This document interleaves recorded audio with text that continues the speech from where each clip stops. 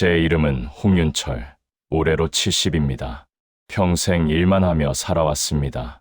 새벽밥 먹고 나가서 밤늦게 들어오고, 그게 당연한 줄 알고, 또 그게 가장 올바른 길인 줄만 알았습니다. 은퇴하고 나니, 이젠 무탈히 사는 줄 알았습니다. 그런데 사람 마음이란 게 참 간사하더군요. 아내와 나는 오래전에 이미 권태로 굳어져 버렸고, 집안에 같이 있어도 마음은 늘 각자 따로였습니다. 그러다 보니 나도 모르게 자꾸만 다른데 눈길이 가더군요. 옛날 같으면 등산 동호회 같은 데서 땀에 젖은 채 웃고 떠들다 정이 싹 텄겠지만 요즘 세상은 다르더군요. 불륜의 장소도 방식도 시대 따라 변해 있었습니다. 오늘은 그 부끄럽고도 아픈 제 이야기를 들려드리려 합니다. 사실 제 속엔 늘 아쉬움이 남아 있었습니다. 평생 일만 붙잡고 살다 보니 정작 내 인생의 불꽃은 한 번도 못 지펴본 겁니다. 70이 된 지금, 더 늦기 전에 마지막으로라도 가슴 뛰는 무언가를 붙잡아 보고 싶었습니다. 비록 그 끝이 허망하더라도 여든이 되어 뒤돌아보았을 때 그래도 한 번은 내 마음대로 살아봤다. 그렇게 말할 수 있다면 후회는 덜하지 않겠습니까? 은퇴하고 한동안은 집 근처만 맴돌았습니다. 도서관도 가보고 동네 경로당에도 나가봤지만 영 제 자리가 아닌 듯 어색하더군요. 그럴 때면 자꾸 옛날이 떠올랐습니다. 내가 아직 한창이던 시절 가장 많이 다닌 곳이 산이었습니다. 등산복도 요즘처럼 색깔 화려한 게 아니고 회색 바람막이 하나에 면바지, 거기다 군용 배낭 메고 다니던 시절이었지요. 등산 동호회라는 이름만 붙으면 남녀노소 참 많이도 모여들었습니다. 버스 대절에서 새벽같이 출발하면 차 안부터 벌써 들떠 있었죠. 김밥 소풍 냄새가 코끝을 찌르고 옆자리 아주머니들이 깔깔대며 웃던 소리, 아직도 귀에 생생합니다. 그때 사람들은 왜 그렇게 산을 좋아했을까요? 솔직히 말하면 산이 아니라 사람이었습니다. 정상에 오르기 전 중간쯤 바위에 걸터 앉아 막걸리 잔을 주고받으며 쉴 때 그 눈빛들이 달라지곤 했습니다. 땀에 젖은 옷자락이 스칠 때 괜히 가슴이 두근거렸고요. 배낭끈이 어깨에서 흘러내리면 누군가 제가 매드릴까요? 하며 손을 내밀었는데 그 손길이 그저 손길 같지 않을 때가 있었습니다. 나도 그런 적이 있었습니다. 지금 돌이켜보면 별것 아닌 순간이었는데 그날따라 심장이 요동쳤습니다. 20km 능선을 오르내리며 숨이 차 헉헉거리던 그 시간, 그 여인은 나를 한번 돌아보며 웃었을 뿐인데 그 웃음이 마음을 흔들어 놓더군요. 정상에 올라섰을 때 바람이 몰아치고 그 바람에 머리칼이 날리던 모습이 아직도 선명합니다. 그때는 집으로 돌아오는 길에도 내 마음이 들떠 있었습니다. 아내가 저녁상을 차려놓고 기다리고 있어도 내 머릿속에는 산에서 마주친 그 여인의 웃음이 아른거렸습니다. 그러면서도 죄책감 같은 건 크지 않았습니다. 다들 그 정도는 있겠지 하는 마음이었으니까요. 등산동호회라는 곳 자체가 그 시절에는 이미 그런 소문이 파다했습니다. 산이 사람을 열게 하고 웃게 하고 가까워지게 하니까요. 하지만 세월이 흘러 70이 된 지금 그 길은 더 이상 내 것이 아니더군요. 무릎은 삐걱대고 장시간 산행은커녕 동네 뒷산만 올라도 숨이 차서 한참을 쉬어야 했습니다. 이제는 정상에서 마주치던 설렘도 능선에서 느끼던 두근거림도 멀어져 버렸습니다. 그러다 문득 이런 생각이 들었습니다. 내 인생의 설렘은 그때 다 끝난 건가? 앞으로는 오직 기다림과 퇴색뿐일까? 산악회의 추억은 달콤했지만 지금 내 손에 쥔 건 바람 빠진 풍선 같았습니다. 그 허무함 속에서 나는 새로운 길을 찾고 싶었습니다. 그것이 다시 사람 마음을 흔들 줄은 그때는 미처 몰랐습니다. 등산 동호회의 추억이 사라지고 나니 내 마음은 더 허전해졌습니다. 몸은 늙었는데 가슴 속에서는 여전히 뭔가를 갈망하는 불씨가 꺼지지 않았던 겁니다. 그때 친구 하나가 툭 던지듯 말했습니다. 야, 요즘은 등산보다 채팅이 대세야. 스마트폰 있지? 거기 들어가 봐. 나는 웃어넘겼지만 그날 밤 혼자 방 안에 앉아 휴대폰을 만지작거렸습니다. 작은 화면 속에 수많은 세상이 숨어 있다는 사실이 신기하기도 하고 두렵기도 했습니다. 그러다 무심코 검색창에 손가락을 올렸는데 내 눈을 번쩍 뜨이게 하는 문구가 나타났습니다. 유부남 유부녀 모임방. 처음엔 손이 덜덜 떨렸습니다. 나이 이른 애 이런 방에 들어간다는 게 말이 되는가? 하지만 호기심이 이겼습니다. 한번 보기만 하자. 그냥 어떤 세상인지 보기만. 그렇게 스스로를 변명하며 들어갔습니다. 방 안은 생각보다 시끌벅적했습니다. 젊은 사람들만 있을 줄 알았는데 내 또래도 나보다 나이 많은 이들도 많았습니다. 대화창은 쉴 새 없이 올라갔습니다. 오늘 시간 되시는 분? 서울역 근처에서 한잔하실 분 구해요. 나는 아무 말도 못하고 그저 읽기만 했습니다. 가슴이 두근거려 손에 땀이 맺히고 휴대폰 화면 불빛이 방 안을 환히 비추는데 마치 내가 죄를 짓는 듯 숨이 막혔습니다. 그런데 곧 관리자라는 사람이 메시지를 보냈습니다. 입장하려면 인증이 필요합니다. 인증이라니? 뭘 인증한단 말인가? 조금 뒤 다른 사람들이 올린 사진들을 보고 나는 눈을 크게 떴습니다. 아기 돌잔치 사진, 결혼식 사진, 세상에 자기 가정을 증명해야만 들어올 수 있는 방이었던 겁니다. 이게 미쳤구나. 머리로는 경악했지만 가슴 한쪽은 묘하게 설레었습니다. 그만큼 철저하게 비밀을 공유한다는 뜻이니까요. 나는 오래 망설였습니다. 내 휴대폰 속 사진첩을 뒤적이며 가족 사진을 볼 때마다 죄책감이 밀려왔습니다. 아내와 함께 찍은 사진, 손주 돌잔치에서 찍은 사진, 그 사진들을 올릴 수는 없었습니다. 결국 나는 인증 대신 조용히 대화를 훔쳐보는 눈팅족으로 남았습니다. 하지만 그 몇 시간 동안 나는 마치 젊어진 것 같았습니다. 누군가는 오늘의 외로움을 토로했고, 누군가는 남편과 아내의 무심함을 비웃었으며, 또 누군가는 내일 만날 사람을 정해놓고 들뜬 목소리를 감추지 않았습니다. 나는 그 대화 속에 나를 겹쳐보았습니다. 나도 외롭다. 나도 설렌다. 나도 아직 살아있구나. 늙은 몸뚱이는 의자에 묶여 있었지만 마음만큼은 다시 어디론가 달려가고 있었습니다. 스마트폰 작은 화면 하나가 내 안에 숨어있던 갈망을 깨운 순간이었습니다. 등산 동호회 대신 이제는 채팅방이 새로운 등산길처럼 느껴졌습니다. 땀 대신 이모티콘이 흘렀고 바람 대신 알림음이 귓가를 스쳤습니다. 나는 그 속에서 다시 두근거림을 찾고 있었습니다. 나이 70에 이런 얘기를 하게 될 줄은 몰랐습니다. 손주 녀석이 휴대폰을 쥐어주며 할아버지도 이거 한번 해보세요 하더군요. 처음엔 글씨도 잘 안 보이고 손가락이 어눌해서 답답했지요. 그런데 신기하게도 게임 속 캐릭터를 움직이다 보니 내 안에 숨어있던 아이 같은 마음이 꿈틀거리기 시작했습니다. 처음에는 단순히 손주에게 잘 보이고 싶어서 시작한 거였는데 게임 안에서 사람들과 대화도 할 수 있다는 걸 알게 되면서 일이 달라졌습니다. 채팅창에 안녕하세요 하고 인사를 건넸더니 누군가 처음이시죠? 제가 도와드릴게요 하고 답을 주더군요. 프로필에는 단순히 닉네임과 작은 캐릭터, 그림만 있었는데 그 말투가 어쩐지 낯설지 않고 따뜻하게 느껴졌습니다. 이상한 일이죠. 얼굴도 모르고 나이도 모르는데 짧은 글 몇 줄에 마음이 움직인다니.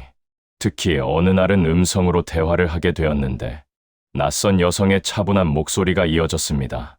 어르신이세요? 목소리가 참 인자하시네요. 순간 심장이 덜컥 내려앉는 것 같았습니다. 내가 지금 무슨 짓을 하고 있는 건가 하면서도 그 목소리에 귀가 자꾸 기울여지는 걸 막을 수 없었습니다. 게임 속에서는 내가 70의 노인이 아니었습니다.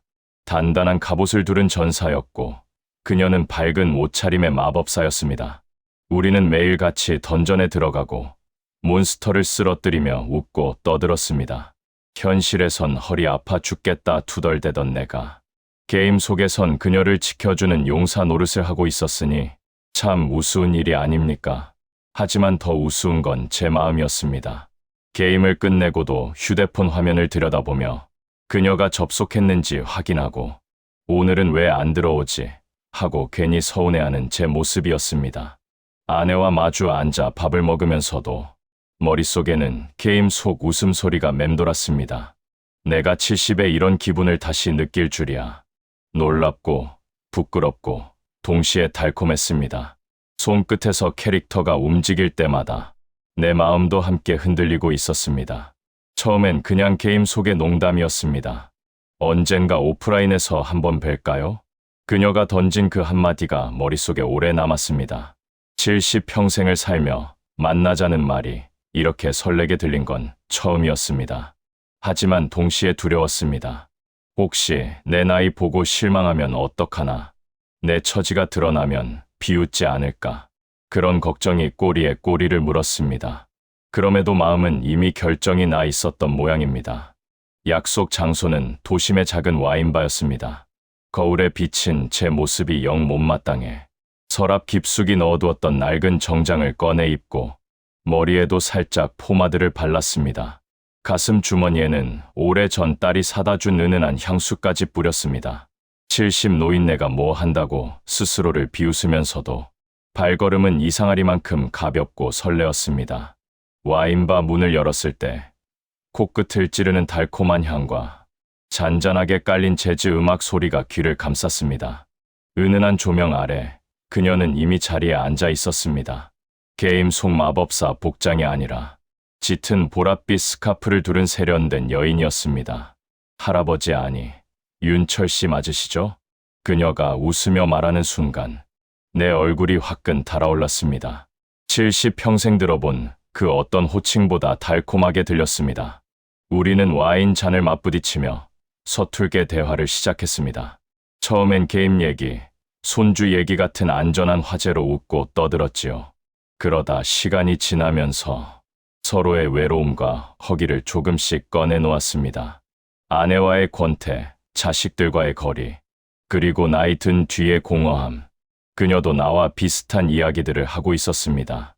와인의 붉은 빛이 잔을 돌며 흔들릴 때마다 내 마음도 따라 흔들렸습니다. 그녀의 손이 와인잔을 잡고 있는 모양새, 그 손끝이 순간 내 손등에 스치던 온도, 그 짧은 감각 하나에도 가슴이 뛰었습니다. 내가 70에 이럴 줄은 몰랐다. 마음속 깊은 곳에서 자조가 튀어나왔습니다. 하지만 동시에 그래도 지금 이 순간만큼은 살아있다는 벅찬 기분도 숨길 수가 없었습니다. 그날 밤 집으로 돌아오는 길, 도심의 네온사인이 눈부시게 빛났습니다. 차가운 바람이 불었는데도 내 뺨은 아직 달아올라 있었습니다. 아내가 기다리는 집 문 앞에 서자 갑자기 죄책감이 몰려왔습니다. 하지만 문손잡이를 잡는 손끝은 왠지 모르게 떨리지 않았습니다. 그 순간만큼은 내가 다시 젊어진 듯한 기분이었으니까요. 네, 나이 70. 집 안에 앉아 있으면 텔레비전에서 흘러나오는 막장 드라마 소리, 맨비에서 보글보글 끓는 된장찌개 냄새, 그리고 아내가 슬리퍼를 끌고 다니는 사소한 소리까지 하나하나 귀에 박힙니다. 그런데도 그 소리들은 전혀 따뜻하게 들리지 않았습니다. 오히려 답답하게 가슴을 누르는 잡음처럼만 느껴졌습니다. 아내와 나는 40년 가까이 한 집에서 부부로 살았습니다. 처음엔 서로의 말투 하나, 웃는 얼굴 하나에도 힘이 되었는데 이제는 무슨 말이 오가든 귀찮음만 앞서는 사이가 되어 있었습니다. 아내는 요즘 들어 말수가 더 줄었습니다. 식탁에 마주 앉아도 국 좀 더 줘. 밥은 스스로 퍼. 같은 짧은 대화만 오갔습니다. 어느 날은 아내가 텔레비전을 보다가 한숨을 쉬더군요. 윤철 씨, 나 이제 당신한테 뭐라 할 기운도 없어. 그냥 내 맘대로 살아. 그 말이 그토록 차갑게 들릴 줄은 몰랐습니다. 얼핏 들으면 무관심 같지만 사실은 나를 향한 기대가 다 사라졌다는 뜻이겠지요. 그 순간 나는 이유 모를 허전함과 동시에 묘한 해방감을 느꼈습니다. 그날 저녁 아내는 반찬을 차려놓고 혼자 방에 들어가 버렸습니다. 식탁 위에는 미역국과 김치 몇 가지, 마른 반찬뿐이었는데 젊은 시절 아내가 정성껏 만들어 주던 잡채나 갈비찜 같은 건 이제 찾아볼 수 없었습니다. 그릇에 담긴 국을 숟가락으로 휘저으며 나는 휴대폰을 슬쩍 꺼냈습니다. 채팅방에 올라온 메시지 알림이 반짝거렸습니다. 오늘은 어디서 만날까요? 와인바 새로 생겼다던데. 아내가 방문을 열고 나오는 소리에 나는 황급히 휴대폰을 엎어두었습니다. 아내는 내 표정을 흘낏 보더니 말없이 다시 방문을 닫았습니다. 그 순간 심장이 덜컥 내려앉는 듯 했지만 동시에 들켜도 괜찮다는 배짱 같은 것도 생겼습니다. 아내가 이미 나를 포기했다는 사실이 나를 더 대담하게 만든 겁니다. 사실 아내도 예전 같지 않았습니다. 갱년기를 지나면서 나와 함께하는데 관심이 없어졌습니다. 한때는 내가 술자리를 늦게 하고 들어오면 화를 내던 사람이었는데 요즘은 새벽 2시에 들어와도 말이 없었습니다. 그냥 등을 돌린 채 문 잘 잠그고 들어와. 그게 다였습니다. 그렇다고 아내에게 정이 아예 없는 건 아니었습니다. 나는 여전히 아내가 좋아하는 과일을 사오고 겨울엔 전기장판을 먼저 켜두기도 했습니다. 하지만 그럴 때마다 아내는 됐어. 나 혼자 해. 라며 내 손길을 뿌리쳤습니다. 그런 무심함이 차곡차곡 쌓여 나를 집 안에서도 외로운 사람으로 만들어 버렸습니다. 나는 자주 생각했습니다. 내가 왜 다른 여자를 그리워하게 됐을까? 단순히 욕정 때문일까? 아니면 마음을 기댈 곳이 없어서일까? 정답은 알 수 없었지만 분명한 건 아내와의 사이에서는 더 이상 설렘이나 온기를 찾을 수 없다는 사실이었습니다. 그러다 보니 휴대폰 속 메시지 하나, 화면 너머에 웃는 얼굴 하나가 내겐 살아있음의 증거처럼 느껴졌습니다. 늙어간다는 건 단순히 머리 휘어지는 게 아니라 마음이 얼어붙는 일이라는 걸 깨달았습니다. 나는 그 얼어붙음을 녹여줄 불씨를 찾고 있었던 겁니다. 하지만 한편으론 죄책감도 끊임없이 고개를 들었습니다. 식탁에 앉아 아내가 덜어준 국을 먹을 때 나는 이 사람을 배신하고 있구나 하는 자각이 늘 목구멍에 걸렸습니다. 국물 맛은 짜지도 싱겁지도 않았지만 내 마음속 죄책감 때문에 도저히 삼키기가 힘들었습니다. 밤마다 뒤척이는 내 옆에서 아내는 등을 보인 채 곤히 잠들어 있었습니다. 그 작은 등이 내게는 거대한 벽처럼 느껴졌습니다. 나는 그 벽을 허물고 싶었지만 동시에 벽 너머로 가고 싶은 마음이 더 컸습니다. 아내가 내 맘대로 하라고 했을 때 나는 사실상 마지막 끈을 놓친 셈이었습니다. 그리하여 나는 점점 더 휴대폰 속 대화에 그리고 밖에서의 약속에 몸과 마음을 기울였습니다. 아내와의 균열은 어느새 벌어진 골짜기처럼 메울 수 없는 간극이 되어버렸습니다. 아무 일도 없을 것 같던 고요한 일상이 무너지는 데는 단 하루도 걸리지 않았습니다. 그날도 평소처럼 작은 와인바에서 그녀를 만났습니다. 붉은 조명이 벽에 스며들고 잔 속에서 피처럼 번지는 와인향에 잠시 취했을 뿐인데 그녀의 눈빛은 전날과 달라져 있었습니다. 윤철 씨, 있잖아요. 그때 말했던 거 기억하시죠? 그때 말이라니? 저희 오빠 사업 자금 말이에요. 급히 돈이 좀 필요하다고 했잖아요. 한 1,000만 원 정도면 되는데 윤철 씨 정도면 충분히 도와줄 수 있잖아요? 순간 귀 안쪽까지 벌겋게 달아올랐습니다. 1,000만 원. 그 말이 내 귓가에서 메아리 치는데 손끝이 차갑게 식어갔습니다. 그녀가 웃으며 내 잔에 와인을 따라주었지만 그 붉은 빛이 더는 달콤해 보이지 않았습니다. 아니, 내가 도와줄 수 있는 형편은 아니지. 그냥 이렇게 만나서 얘기하는 것만으로도 벅차다니요. 윤철 씨, 저한테 마음 있잖아요. 그런데 그 마음이 돈으로는 못 이어진다는 거예요? 그녀의 목소리가 평소보다 날카로웠습니다. 나는 얼른 손사래를 쳤습니다. 그게 아니라 그건 별개의 문제지. 내가 너를 진심으로 아끼는 건 사실이야. 진심이요? 윤철 씨, 진심이면 행동으로 보여주세요. 나이 70이면 이제 남은 인생 그렇게 인색하게 살아서 뭐해요? 그녀의 마지막 말은 날카로운 칼처럼 가슴을 후려팠습니다. 이게 진짜 그녀의 속내였구나. 그제야 몇 번의 작은 눈짓, 은근한 부탁들이 떠올랐습니다. 다 돈 얘기였습니다. 나는 허탈한 웃음을 흘렸습니다. 집에 돌아와서는 더 큰 파도가 기다리고 있었습니다. 부엌 등불 아래서 아내가 묵묵히 앉아 있었습니다. 상 위에는 내 휴대폰이 엎어진 채 놓여 있었습니다. 윤철 씨, 이거 뭐예요? 아내의 목소리는 담담했지만 손끝은 미세하게 떨리고 있었습니다. 그게 그냥 친구야. 별일 아니야. 친구. 그 나이에 무슨 친구가 새로 생겨요. 남편이 여자랑 카톡을 주고받는 게 친구라고? 허허. 아내는 허탈하게 웃더니 그릇을 싱크대에 내려놓으며 말했습니다. 됐어요. 이제 와서 추궁도 안 할게요. 그냥 내 맘대로 해요. 나도 이제 지쳤어요. 그 말에 이상하게도 화가 치밀었습니다. 왜 화를 내지 않지? 왜 울지도 않지? 왜 그냥 체념하는 거지? 나는 그 체념이 더 잔인하게 느껴졌습니다. 여보, 그게 아니라 나도 외로워서 그랬어. 당신은 나를 전혀 보지 않잖아. 그래, 나도 잘못했지. 근데 그게 당신 불륜 핑계가 돼. 아내는 더 이상 내 눈을 보지 않았습니다. 주름진 손으로 앞치마를 벗고 방 안으로 들어가 버렸습니다. 그 문이 닫히는 소리가 그렇게 크게 들릴 줄은 몰랐습니다. 나는 혼자 거실에 남아 텅 빈 휴대폰 화면을 바라봤습니다. 와인바에서의 그녀, 돈 얘기만 하던 얼굴, 그리고 나를 외면하는 아내의 뒷모습, 그 두 장면이 교차하며 눈앞에서 맴돌았습니다. 며칠 뒤 불륜 상대에게 다시 연락이 왔습니다. 생각해봤어요? 1,000만 원은 못 줘도 몇백이라도 그만해.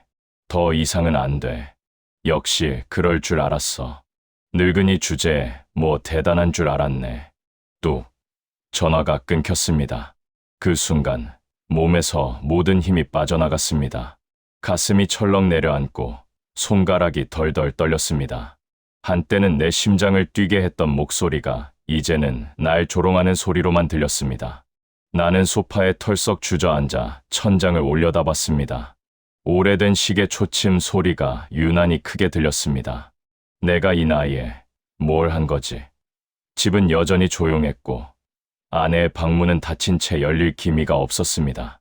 그날 밤 나는 잠을 이루지 못했습니다. 외로움과 허무함, 후회가 한꺼번에 몰려왔습니다. 불륜이라는 게 이렇게 허망하게 끝날 줄은 몰랐습니다. 나를 이해해 줄 거라 믿었던 사람은 돈만 바라보고 있었고 평생 함께한 아내는 이미 마음을 닫아버린 것 같았습니다. 창밖으로는 초겨울 바람이 스산하게 불어왔습니다. 낡은 창틀이 덜컹거리는 소리를 들으며 나는 처음으로 뼈저리게 느꼈습니다. 아, 나는 모든 걸 잃었구나. 밤이 깊어지면 방 안은 더 넓게만 느껴집니다. 아내와 말다툼 끝에 서로 등을 돌린 그날 이후 제 옆자리는 늘 비어 있습니다.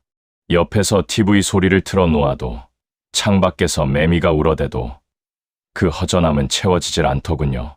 휴대폰 화면을 들여다보다가 가끔 그 여인의 메시지가 떠오릅니다. 처음엔 달콤했습니다. 오늘은 뭐 드셨어요? 같은 소소한 안부 한마디에도 설레었죠. 그런데 결국 돈 이야기가 나오고 조건이 나오면서 저는 정신을 차려야 했습니다. 젊은 줄 알았던 그 여인은 사실 저 같은 노인을 상대로 생활비를 채우려던 사람이었습니다. 그 사실을 알았을 땐 분노보다도 허무함이 몰려왔습니다. 제 자신이 너무 초라하게 느껴졌습니다. 내가 70에 이 꼴을 당하려고 평생을 살아왔나. 거울 속에 비친 얼굴을 보니 주름과 흰 머리칼이 부쩍 더 깊어 보였지요. 그때 문득 깨달았습니다. 내가 찾고 싶었던 건 젊음이 아니라 그저 누군가와 함께 있다는 온기였다는 거요. 외로움을 이겨내기 위해 엉뚱한 곳에서 해답을 찾으려다 보니 오히려 더 외로워졌던 겁니다. 아내와의 관계도 사실은 소통이 문제였습니다. 아내는 갱년기를 지나며 저를 점점 멀리했고 저 역시 상처받은 자존심의 말을 아끼고 마음을 닫아버렸습니다. 그렇게 서로의 마음이 굳어버린 틈을 메우지 못하니 그 공백을 다른 사람으로 채우려 했던 겁니다. 그러나 그것은 결국 착각이었습니다. 낯선 여인의 웃음소리가 달콤했지만 그건 오래 가지 않았습니다. 밤이 지나고 새벽이 오면 남는 건 지독한 공허와 씁쓸함 뿐이었습니다. 한밤중에 불 꺼진 거실에서 앉아 있노라면 오래전 함께 웃던 아내의 모습이 떠올랐습니다. 새벽같이 일어나 도시락을 싸주던 손, 아이들 때문에 허둥대면서도 집안을 지켜내던 그 강인한 눈빛. 사실은 그 모든 시간이 저를 지탱해 준 것이었는데 저는 그걸 잊고 살았습니다. 그제야 뼈저리게 느꼈습니다. 사람이 늙어 갈수록 필요한 건 새로운 자극이 아니라 오래 지켜온 인연의 무게라는 거요. 그 무게를 외면하고 나니 남은 건 텅 빈 방과 주머니 속 허무뿐이었습니다. 저는 늦게나마 알았습니다. 내가 진짜 원했던 건 젊은 여인도 와인 향기도 아니었다는 걸. 그저 오늘 하루 어땠어? 하고 물어봐 주는 한 사람, 같은 밥상에서 된장국을 나눌 수 있는 따뜻한 일상이었음을 말입니다. 그리고 깨달았습니다. 불륜의 장소가 산악회든 온라인 채팅방이든 게임 속이든 결국 모든 길은 한 곳으로 통합니다. 허무와 후회. 그날 이후 저는 마음속으로 스스로에게 약속했습니다. 다시는 헛된 불꽃에 흔들리지 말자. 아직 늦지 않았다. 이제라도 남은 날들을 바로잡자. 물론 아내와의 관계가 단숨에 회복되진 않을 겁니다. 이미 깊게 패인 골짜기니까요. 하지만 최소한 후회만은 덜 수 있도록 이제라도 제 잘못을 인정하고 남은 시간은 정직하게 살아야겠다고 다짐했습니다. 내 이름 홍윤철, 70을 지나 이제 70을 훌쩍 넘겼지만 그 깨달음 하나만큼은 늦지 않게 얻은 듯합니다. 늦바람은 결국 쓴 바람이었고 내 인생이 진짜 원하던 건 함께 나누는 따뜻한 숨결이었습니다. 제 이야기는 여기서 끝이 납니다. 부끄럽고도 아픈, 그러나 끝내 제 삶을 돌아보게 만든 경험이었지요. 솔직히 말해 지금도 가끔은 후회가 밀려옵니다. 내가 왜 그랬을까? 그 순간 조금만 더 참았더라면, 조금만 더 아내의 마음을 살폈더라면, 그런 생각이 불쑥불쑥 올라올 때가 있습니다. 하지만 한편으로는 이 일을 겪지 않았다면 저는 여전히 외로움의 본질을 모른 채 남은 생을 그저 허무하게 흘려보냈을지도 모릅니다. 저는 결국 깨달았습니다. 불륜의 방식과 장소는 시대에 따라 변해도 그 뿌리는 언제나 외로움과 소통의 부재라는 거요. 산악회에서 스치던 손길이든 오픈 채팅방의 짧은 메시지든 게임 속 아바타의 가상 사랑이든 결국 그것들은 다 허전한 마음을 달래려는 몸부림이었습니다. 그러나 그것이 진짜 공허를 메워주지는 못했습니다. 오히려 더 깊은 상처만 남겼지요. 반면에 오랫동안 곁을 지켜준 아내와의 인연, 아이들과 손주들과 함께한 세월, 그 모든 것이야말로 저를 살게 한 뿌리였습니다. 이제야 그 사실을 선명하게 깨닫습니다. 저는 요즘 작은 노트 하나를 곁에 두고 있습니다. 아침에 일어나면 아내에게 따뜻한 차 한 잔을 건네며 적습니다. 오늘은 잔소리 좀 덜 듣자. 점심때는 동네 친구와 함께 걸으면서 씁니다. 같이 걷는 것만으로도 고맙다. 밤에는 고요한 방 안에서 적습니다. 오늘 하루도 외롭지 않았다. 그렇게 하루를 기록하다 보니 마음이 한결 가벼워지더군요.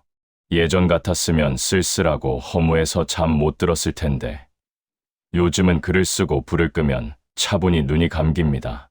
작은 실천이 제 인생의 무게를 다시 바로잡아준 셈입니다. 아내와의 관계도 서서히 달라지고 있습니다. 물론 예전처럼 다정하게 손을 잡고 걷는 사이는 아니지만 아침마다 묻습니다. 오늘 반찬 뭐 해줄까? 이 작은 한마디가 제겐 참 크게 다가옵니다. 여전히 함께 밥을 먹는 사이구나 하는 사실이 얼마나 귀한지 이제야 뼈저리게 느끼지요. 저는 이 이야기를 여러분께 들려드리며 부탁드리고 싶습니다. 바람은 달콤해 보이지만 결국 쓴 잔입니다. 잠깐의 설렘 뒤에 남는 건 더 큰 허무와 후회일 뿐입니다. 외로움이 힘들더라도 그 허전함을 가장 먼저 나눌 수 있는 사람은 결국 내 곁에 있는 배우자와 가족이라는 걸 잊지 마시길 바랍니다. 혹시 지금 누군가의 달콤한 말에 흔들리고 계신가요? 아직 늦지 않았습니다. 지금이라도 눈을 돌려보세요. 당신을 위해 매일 밥상을 차려주고 함께 늙어가는 사람, 그리고 먼 길 돌아도 결국 기다려주는 가족이 바로 거기에 있습니다. 저 홍윤철, 70의 나이에 뒤늦게 큰 깨달음을 얻었습니다. 남은 생은 더 이상 허무한 바람을 좇지 않고 따뜻한 숨결과 진심만 붙잡고 살아가려 합니다. 이 영상을 듣고 계신 시청자 여러분, 노년의 삶에서 가장 중요한 건 통장 잔고가 아닙니다. 나의 손을 잡아줄 따뜻한 인연, 함께 밥을 나눌 작은 식탁, 그리고 마음을 나눌 진심입니다. 혹여 저처럼 외로움에 흔들리더라도 제 이야기가 한 번쯤은 걸림돌이 되어드렸으면 합니다. 부디 여러분의 노후는 제가 걸었던 그 헛된 길 대신 더 따뜻하고 평화로운 길이 되시길 바랍니다. 오늘도 제 이야기를 들어주셔서 고맙습니다. 당신의 외롭지 않은 노후를 응원합니다. 그리고 다음 사연에서도 인생의 지혜를 함께 나눌 수 있길 바랍니다.